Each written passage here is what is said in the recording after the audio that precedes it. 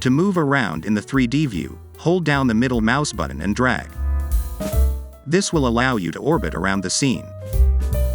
You can also use the keyboard shortcuts Shift plus middle mouse button to pan, and Control plus middle mouse button to zoom in and out.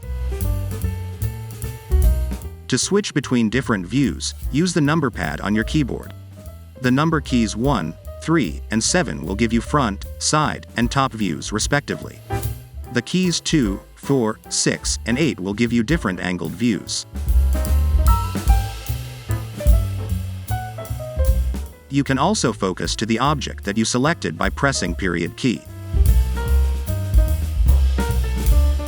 Finally, you can also use that View menu in the toolbar on the left-hand side of the screen to switch between different view modes, such as wireframe, solid, and rendered views.